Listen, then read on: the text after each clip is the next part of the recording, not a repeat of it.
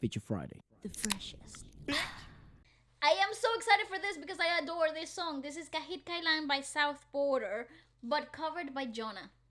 Wow, really? She is stunning as a vocalist, like incredible. I don't understand how she's not like everywhere. She the lady that can do a bit of opera as well. Yes. Wow. She's not. Her range is absolutely magnificent. Let's give her a watch. And I love this song. This is such a great song. This is Kahit her version Kailan of it. is sick, Yeah. Beautiful. Yeah, if anyone can make a sufficient cover of that song, it's her. Oh, so did everybody else like Bugoy and everyone else in the industry? Didn't Michael make one? Yeah, and like JR also sang it, I think. Right. Such a classic. Ooh, love the studio. So maybe like Michael Ballet. Like his studio. M Music studio, yeah. Has a lot of neon. Oh, she's beautiful. I love that like dressed down type of like feel to it.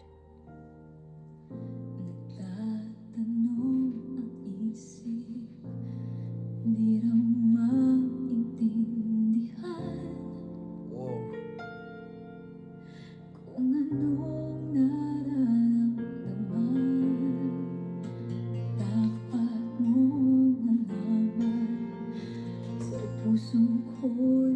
This is too good.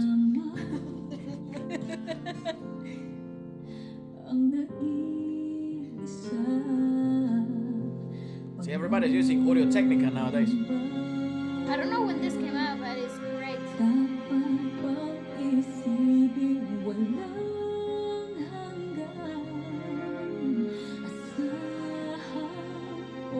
Wow, dude.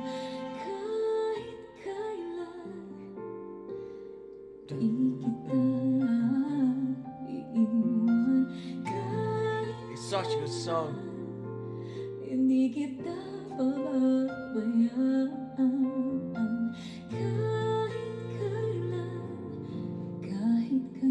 She's so pure, isn't she? That voice. All right. Hey, let's get real. Let's get honest here. Who manages to be that grounded, so resonant, and still keep that velvety breathiness to her vocals? Yet to find somebody else who can do that. She is so very aligned with her vocal capabilities. It's is borderline obscene. Well, she's not new. No, definitely not. I think she must have been singing like professionally since she was like born. I think that's something we mentioned when we watched her for the first time. It's like she's very mature in her vocal capabilities. Yeah, I know. There's so much knowledge. Like when you see talented singers that have learned on the go. Yep. Yeah, and you're like, wow, that is such a vocal display. Love that. But with her, there is so much academic knowledge behind everything she does. Like everything feels like a conscious choice, and that only comes from that garnering that academic knowledge. I would love to know her background, where she learned, how she learned, because I might be totally shooting myself in the foot here, but that's the impression I have from her performances. I think especially when it comes to classical singing. I mean, it's like, what in the fuck? Yeah, but like Hard to learn that on the go. But scrap Not many that. people do, anyways. Exactly, but scrap the fact that she can do that. The fact that she's able to detach herself from such a strong classical singing techniques to then go ahead and do the absolute opposite in a cover like this. But that to me is nuts. You're not. That's not something people are able to do easily. Wouldn't you all? Yes, that's a good point. That's one of the concerns, isn't it? When you have such a talented classical singer that you lack then marketability because you can't do anything else. Singers that are trained classically, they lose the capability to do things that are totally marketable or in trend, so to speak. But then wouldn't you argue instead that if you do manage to learn that skill of the adaptability and versatility, which is a hard thing to do on his own, but the reason why she's then she sounds so grounded in every other genre that she decides to do. It's because of her classical background. I totally agree with that. You know, so she's kind of utilized. Instead of making it a double-edged sword, she's chopped off one end, and it's made it work for her. And it's just made a great sword. That can't hurt her. Yeah. It can only hurt your opponents. Yeah, I agree with the fact that, you know, she's taken everything that she knows, and now she's able to choose what technique and what feel and what texture she could like, and that's such a hard skill on we're only guessing. I don't know. Maybe classical singing was later on in her career. I have no idea. But dude, the fact that we saw a performance of her live on stage with a live crowd in the moment of a classical singing, it's absolutely insane. Yeah, and then to see her do something so different in this version of the song, it's kind of mind blowing to me. It's boggling. Let's keep exploring.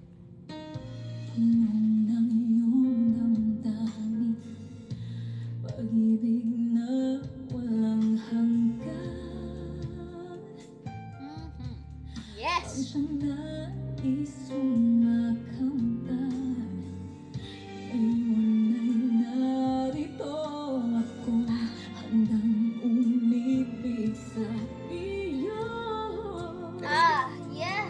Got such foundations, you can just focus on the feel.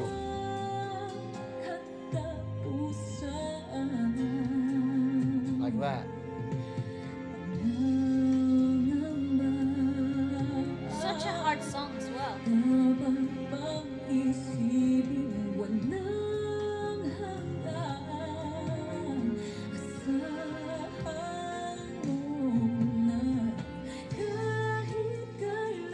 I like her version a lot.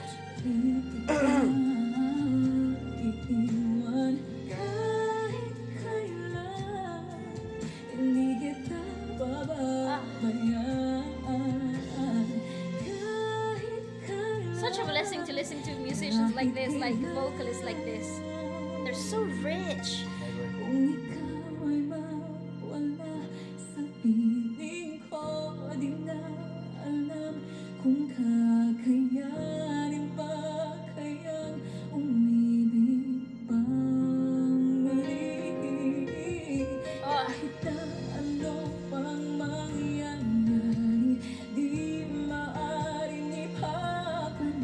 So she's using her feel so well.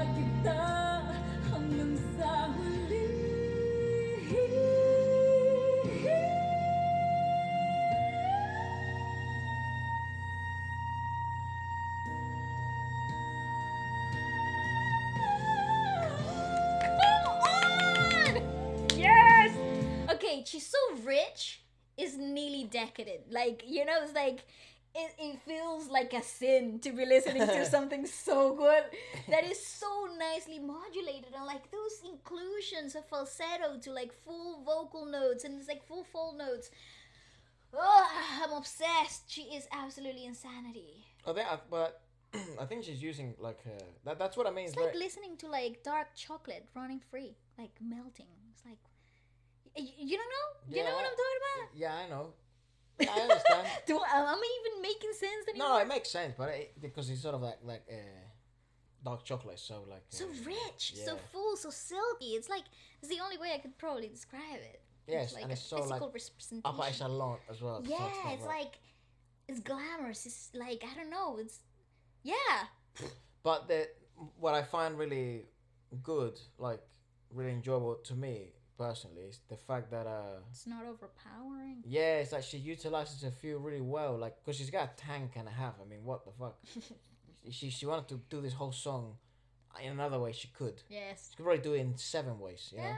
But without changing the genre. Yeah, literally. Yeah. So the way she's decided to approach the song, I think it's probably the best approach she could have chosen out of all the other ones. That could have been enjoyable too, but for me, this is like the most enjoyable. So it's really nice, those type of falsettos that are not overpowering, more like well, they weren't even falsettos, they were mixed. They were it's a mixed setting. Yeah, it's a mixed setting. It was between classical and lyrical. Wait, turn lyrical there for a second, right? It's like, oh, Jesus. Boy, it was beautiful. Can I go back to that? Because that was really, really, really nice. And in one breath. Great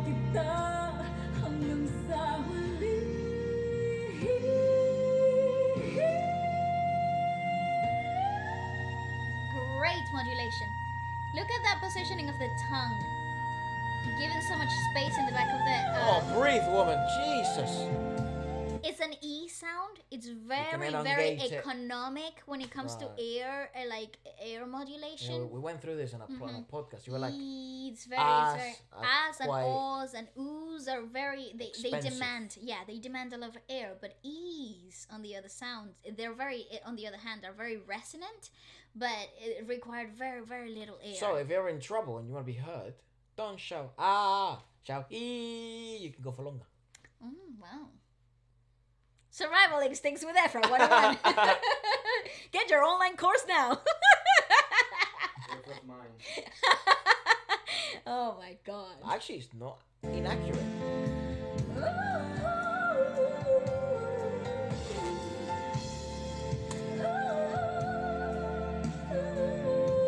Very enjoyable.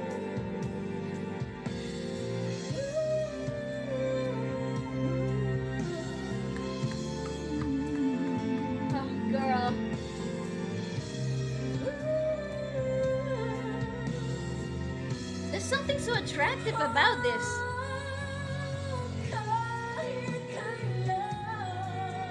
Mixed wonderfully as well. That was one breath as well.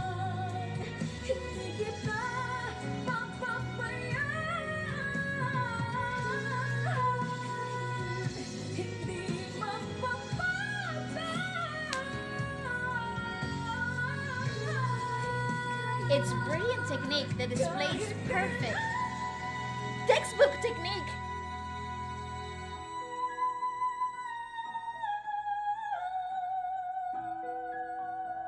Yes. Oh my goodness. Wow, dude. Whew, telling you, it's like a sin. God. She's like a little smile after. Yeah. All your money. Literally, bro. She did that. Have all of my cash. She did that. She's very charming. I just not understand. It's like, am I dreaming? Yeah, literally. She's very dreamy, actually, the way she sings. Yeah. Something so incredibly seductive about their whole thing. Well, I don't even know. Yeah, I've said it before. Like, say you like date a girl like that could sing like this that. way, yeah. Yeah, I mean, I'd never have dated anyone that could sing like that, but it would say like you're someone really talented. It's hypnotic. Yeah, what I found it's that it's like I wouldn't know what to do with it. Like, it's hypnotic. Yeah, she could literally have her way all the time. Just sing. Just sing to me every time. Yeah, even if we disagree on something. Sing. It's like Medusa. No, it's like the sirens sing song. It kind of has like this like hypnotic kind of those like. Stories have an element of truth. Obviously, Absolutely. it wasn't that extreme, you know. But I can see where like that factor of infatuation comes from. But like say I just bought a puppy, and then she would sing. I'd be like, have it. It's yours. Have it. My most prized. I think that's the ultimate gift: a puppy, or a child. As long as it's yours. I went to my local store, bought a child, brought it to you. No. You weirdo. No. As long as it's yours. You would give your child. No. You know what I'm trying to say, father. It's so wrong. That's the ultimate gift, man. You know? Or a puppy. That's the second best gift. Okay. The third best gift, it's like life. Your presence, love, and politeness. But politeness important. Yeah, like.